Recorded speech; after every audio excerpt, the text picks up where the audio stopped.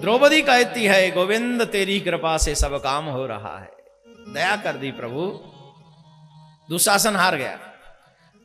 12 वर्ष का वनवास, 1 वर्ष का अज्ञातवास, पांडवों को वन में भ्रमण कर रहे हैं। चारों भाई जल पीकर यक्ष के प्रश्नों का जवाब न दे सके। चारों भाई जल पीते ही मृत्यु को प्राप्त कर लिया। ये समझो, मूर्छित हो गया, मृत्यु प्राप्त हो गई।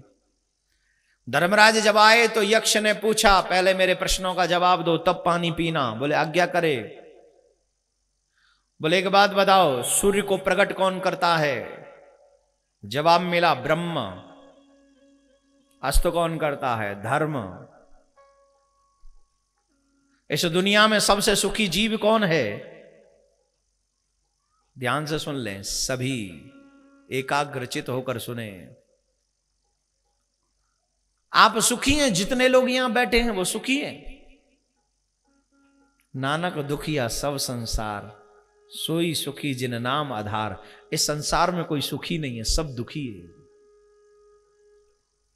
जो भगवान के नाम का आश्रय नहीं लेता वो कभी प्रसन्न हो ही नहीं सकता, कभी नहीं। सुखी वही है जो भगवान के नाम के आश्रित है। यक्ष ने प्रश्न किया इस संसार में सुखी कौन है?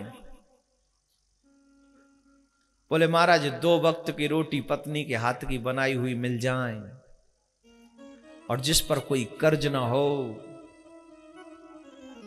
अधर्म में लीन न हो, परमात्मा का चिंतन मन से करता हो, उससे ज्यादा सुखी जीव इस दुनिया में कोई नहीं हो सकता, कोई भी नहीं हो सकता। हम लोगों की विचारधारा यहां पर भी गलत है। हम लोग क्या सोचते हैं कौन सुखी है? बोले जो धनवान है। कौन सुखी है? जोर से बोलो। एक मंत्री जी ने घोटाला किया हजारों करोड़ का और वो मंत्री जी 16 महीना रहे जेल में। अब बताओ वो सुखी हैं कि दुखी हैं? जवाब दीजिए। कितने महीना? 16 महीना जेल में। हालांकि जेल में चाहे कोई भी सुविधा मिली हो, आई डोंट केयर, लेकिन क्या सुखी हैं? घर की सी रोटी तो नहीं मिलेंगी जेल में। घर में तो बच्चे हैं मम्मी पापा कहने वाले, जेल में तो नहीं मिलेंगे। बाहर तो वो रेड लाइट और सरजी सरजी कहने वाले, हालांकि 2-4 चमचे वहां भी मिल गए होंगे, भीतर सरजी सरजी कहने वाले, लेकिन वो भी मन से नहीं करते होंगे क्योंकि पता है सरजी जेल में क्यों आए।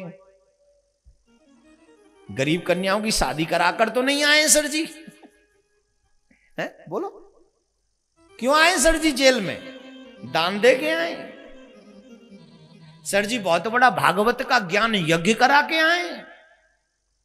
किस लिए आए सरजी? सरजी 2 नंबर का काम करके आए, गरीबों के पैसा को खा के आए सरजी, इसलिए डाल दो अंदर जेल में। तुम जिम्मेदार हो सब इन सरों के, जितने भी सर हैं ना सब तुम जिम्मेदार हो। आज के बाद वोट डालने जाओ ना तो सबसे पहले एक बात पूछ लिया करो, हम वोट उसे देंगे जो गौ हत्या बंद करने की बात करेगा। कसम खा के जा अपने माँ बाप की, गौ हत्या बंद कराएगा? जो गौ हत्या बंद कराएगा हमारा वोट वही पाएगा, कसम खा लो। हमारी हिंदुओं की भावना की कोई कदर नहीं करता और 33 करोड़ देवी देवता जिस गाय में बसते हैं उसे सरेआम काट दिया जाता है साहब। और तुमसे कोई ये भी नहीं पूछता, अगर पूछने भी निवेदन करने भी जाओ तो कहते थे बैठो बैठो जाओ जाओ जाओ। तुम्हारी पूछता कौन है? तुम्हें पूछता कौन है 2 पैसे का? पूछता है कोई? हैं? क्या बोली मैया?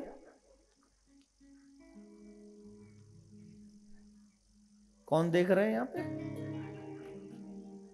नहीं, मैं कोई भी हो XYZ, आई डोंट केयर के वो कौन है। मैं सिर्फ माता जी, मैं एक ही प्रार्थना करूंगा सबसे, हम लोग अधिक कुछ नहीं चाहते लेकिन इतना जरूर चाहते हैं कि जिस गौ में 33 करोड़ देवी देवता बसते हैं प्लीज उसे मत मारो, क्योंकि वो हमारी जितनी माँ है उतनी मुसलमान भाइयों की माँ है, उतने ही सिख भाइयों की माँ है और उतने ही क्रिश्चियन भाइयों की माँ है। वो किसी मजहब की नहीं, वो भारत की माँ है। एक गजब की बात है, कभी गाय माँ पूछती है कि मैं दूध इसको नहीं दूंगी? गाय मां कहती है जो भी मुझे अपने खूंटे पे बांध लेगा मैं उसे ही दूध दूंगी, और उसका दूध पीने वाले को कभी कैंसर नहीं होता है। जो देसी गाय का दूध पीता है उसे कैंसर नहीं होता है, और जो गाय का ये खाता है ना वो तो मरता ही कैंसर से है। भगवान करे उसकी 7 पीढ़ियों को हो, और होगा होगा, सब कैंसर से मरेंगे। 33 करोड़ देवी देवता बस रहे हैं, उन्हीं में तो रोग देने वाला देवता है। हम एक यज्ञ उसी के नाम से कर देंगे, हमारा क्या है। निवेदन है आप सबसे कि खैर छोड़ो इन सब बातों को।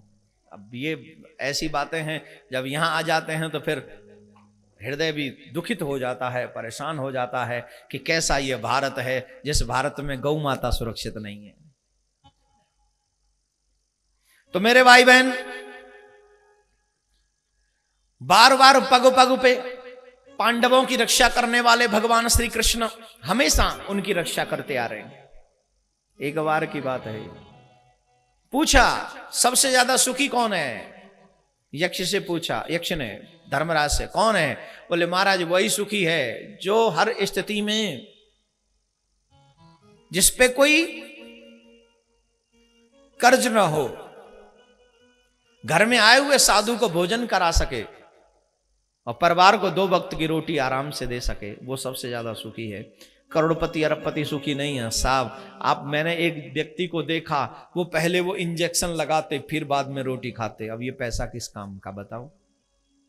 अब मुझे नहीं पता वो इंजेक्शन काय का लगाते, प्लीज माफ करना अगर कोई यहाँ ऐसा बैठा। मैंने किसी को देखा, मैं उसको कन्वे कर रहा हूं आप सब तक। कई लोग तो टेबलेट जेब में रख के घूमते हैं, क्यों? बोले कहीं भी गिर सकता हूं। अगर जवानी में न गिरा होता तो बुढ़ापे में गिरने की जरूरत नहीं होती। तेरे जवानी में कर्म गिर गए इसलिए तुझे बुढ़ापे में गिरने की टेंशन है। ले खा ले, मुंह में रख ले, आओ आओ आओ कर, सुखी होगा। इतने तो रोग लगे पड़े, सुखी कहां से होगा? अब यही तो, अब लोग इसके बावजूद भी चोरी करे, डकैती डाले, दूसरों का हक खा ले, इतने रोग लगा ले, इसके बावजूद भी कहते हैं महाराज हमने गलत नहीं किया, फिर भी हरिश्चंद्र बन के सामने आ जाते। बताओ महाराज क्या करे? अरे भाई किसी से सर्टिफिकेट मत लो, अपने चरित्र का सर्टिफिकेट अपने आप से लो। जब तुम्हारी आत्मा कह दे तुम ओके हो तो फिर कह देना ओके हो, लेकिन मालूम है नहीं कहो, कह नहीं पाओगे, राधे राधे बोलना पड़ेगा। दूसरा प्रश्न है यक्ष का, एक बात बताओ दुनिया में सबसे बड़ा आश्चर्य क्या है? ध्यान से सुनना मेरे भाई, वही कल से संबंधित प्रश्न है। इस दुनिया का सबसे बड़ा आश्चर्य, बोले सबसे बड़ा आश्चर्य है महाराज हमारे प्रिय, हमारे लोग, हमारे शहर के लोग हमारी आंखों के आगे चले जाते हैं, इसके बावजूद भी हमें मरने पर यकीन नहीं है। हमारे अपने लोग, हमारे शहर के लोग, हमारे रिश्तेदार हमारी आंखों के आगे जाते हैं, मतलब मरते हैं। उन्हें अपने हाथों से शमशान में जला कराते हैं, अपने हाथों से उनको चिता में अग्नि दे के आते हैं। इसके बावजूद भी हम बुरे कर्मों से नहीं डरते। हमें ये नहीं सोचते कि जैसे ये मर गए वैसे हम भी मरेंगे। यही सबसे बड़ा आश्चर्य है। सब कुछ देखने के बाद हम आंखें बंद कर लेते हैं। जानते हो कैसे? जानते हो कैसे? एक बिल्ली के पीछे कुत्ता भाग रहा था, एक बिल्ली के पीछे कुत्ता भाग रहा था। अब बिल्ली भागती गई भागती गई भागती गई, जब देखा कि मैं नहीं बच सकूंगी तो वो बीच रास्ते में आंखें बंद करके बैठ गई। क्या सोच के? पता है कि मुझे अब ये कुत्ता देख नहीं सकेगा, अब मुझे ये श्वान देख नहीं सकेगा। आंखें किसकी बंद थी? जोर से बोलो। और वो क्या सोच रही, कौन नहीं देख सकेगा? और वो देवता आए, श्वान देवता, और टेंटिया घेंट खाट के खाए। उसको फिर बाद में पता चला मेरी आंख बंद थी, मुझे नहीं दिखेगा, इसको तो दिखेगा। और जिसको दिखा उसने तोड़ मड़ोड़ कड़क करके फटक भगा दिया। वैसे ही जलाने वाले लोग जलाकर आंखें बंद करके बैठे हैं कि यमराज को सिर्फ यही दिखा, मुझे नहीं देख सकेगा, लेकिन माफ करना, एक दिन उसकी नजर डायरेक्ट तुम्हारे ऊपर पड़ने वाली है, और उस दिन तुम आंखें बंद भी कर लोगे तो काम नहीं चलने वाला। आंखें बंद करने से मिलना क्या है? क्यों बैठे हो आंखें बंद करके? क्यों अपने जिंदगी को तबाह करने पर तुले हुए हो? क्यों बिना विचारे जिंदगी जीते चले जा रहे हो? क्यों तुम्हारे दिमाग में तुम्हारे जिंदगी का लक्ष्य नहीं है? क्यों तुम्हारे दिमाग में परमात्मा से मिलने की चाह नहीं है? क्यों तुम्हें अपने आत्म कल्याण की चिंता नहीं है? क्यों नहीं है? ये सारी बातें शास्त्रों में नहीं, ये सारी बातें तेरे मन में होनी चाहिए। लेकिन दुख की बात तो यह है, शास्त्रों से, पंडितों से, विद्वानों से सुनने के बाद हमें लगता है कि ये तो नित्य की बातें हैं, नित्य की बातें, फिर भी आंखें बंद करके बैठे उसी बिल्ली की तरह। सुनने के बावजूद भी जानबूझ के अनजान बनना किसका काम है? उसको क्या कहोगे? जो जानबूझ के भी अनजान बने बैठे और उसका नुकसान बहुत बड़ा हो जाए, उसको क्या कहोगे आप? महामूर्ख। जो जाने नहीं वो नुकसान करा ले वो मूर्ख, और जो जानबूझकर नुकसान करा ले वो महामूर्ख। और हमें महामूर्ख नहीं बनना, हमें जानबूझकर आंखें बंद नहीं करने। इसलिए मेरे भाई बहन, आओ अपना कल्याण करें, आओ हम अपनी आत्मा को अपने परमात्मा से मिलने की सुंदर राह दिखावें। और वो राह दिखा सकती है श्रीमद् भागवत महाग्रंथ, जो पंचम वेद है, जो हमें परमात्मा से मिलने की इजाजत भी देता है। राधे राधे बोलना पड़ेगा। आजकल पुलिस वाले एक बात लिखते हैं रोड पे, जिनको जल्दी थी वो चले गए। कितनी बड़ी बात लिख दी, चले गए।